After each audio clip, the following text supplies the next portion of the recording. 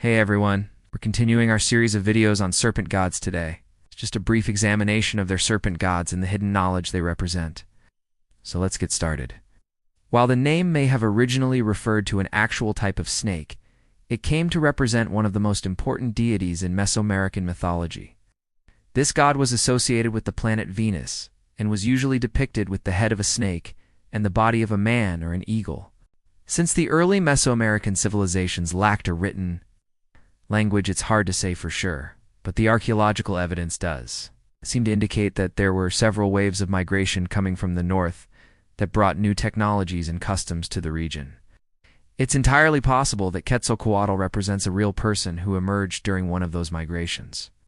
This is supported by the fact that the earliest known version of the story comes from a text known as the Epic of Sargon, which predates the creation of the Tower of Babel by centuries.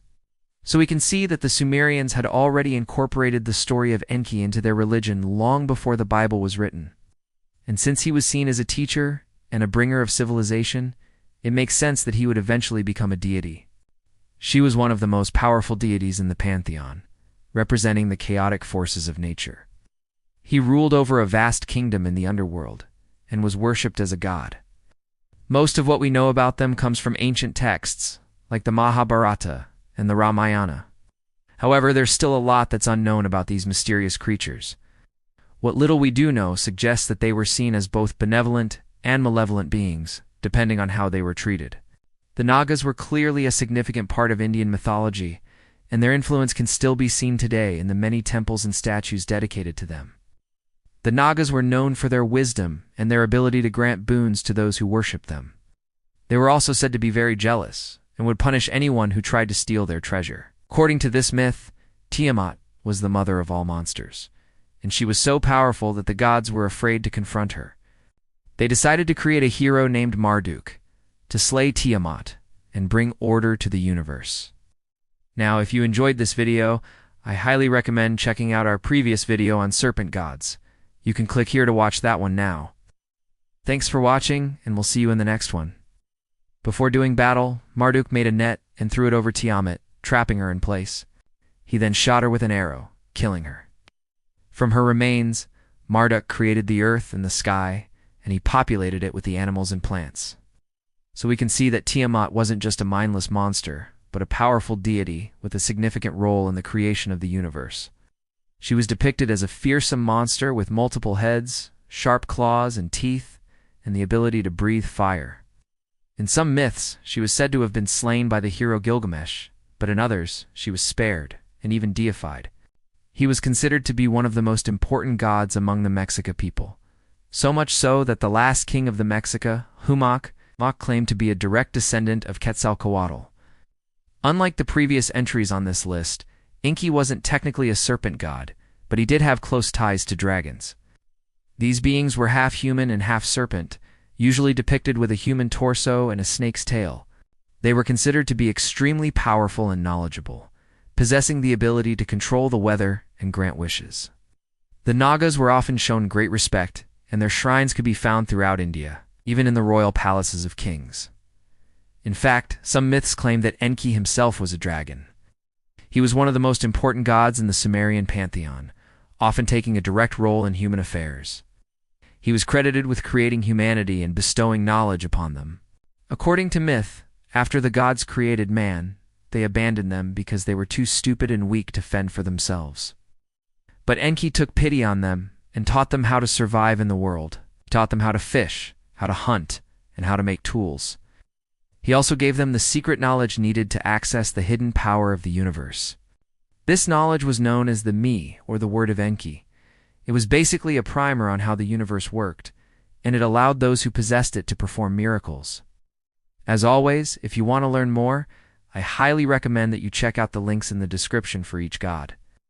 Another myth tells of Enki being tricked by his consort Ninhursag into drinking a love potion.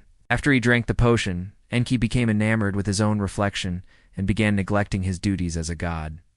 Ninhursag took this as a sign of disrespect and demanded that Enki give her the Me so she could use its power to punish him.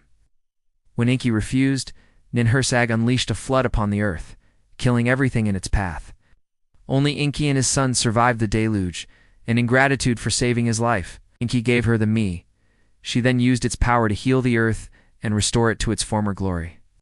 Now, when we previously talked about the subject, we focused primarily on the Christian era and how these kinds of gods were demonized by the early missionaries.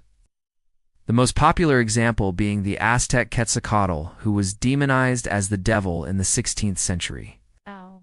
There are many other examples like this, but today we're looking at some pre-Christian cultures and what they believed about their serpent gods.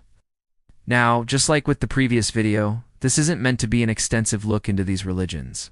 So first, we'll be talking about the Mesoamerican feathered serpent god, Quetzalcoatl, the Olmec rain god, Enki, the Babylonian dragon god, and finally, the Nagas of India. First up is Quetzalcoatl, which comes from the Nahuatl word for precious snake.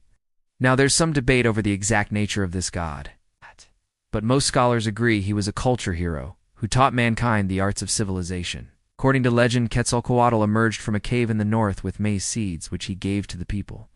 He also instructed them on how to build houses, how to make clothing, and even how to wage war. Some myths say he did this willingly, while others claim that he was forced to do it under the threat of violence from his brother Tezcatlipoca. Either way, once he finished teaching the people of the Valley of Mexico, he vanished and was later deified. It's possible that Quetzalcoatl was actually based on a real historical figure, someone who emerged from the north and brought new ideas to the sedentary agricultural societies of the south. Next up is Enki, the Sumerian god of wisdom and magic. In one myth, Enki passed this knowledge on to his son, Marduk, before handing over the kingship of the gods to him. While there are obviously similarities between Enki and the biblical Adam and Eve story, it seems clear that Enki's story is much older. Our next god is Tiamat. While not a serpent god per se, Tiamat was a Babylonian dragon goddess who played a major role in Mesopotamian mythology. One of the most famous myths involving Tiamat is the Babylonian creation myth. And lastly, we have the Nagas, which refers to a group of divine beings in Hindu mythology. According to legend, the Nagas were led by a great king named Vasuki, who was said to be immortal. Now, unfortunately, there's not a lot of information available on the Nagas. So there you have it, just a brief overview of some of the serpent gods found in various cultures around the world.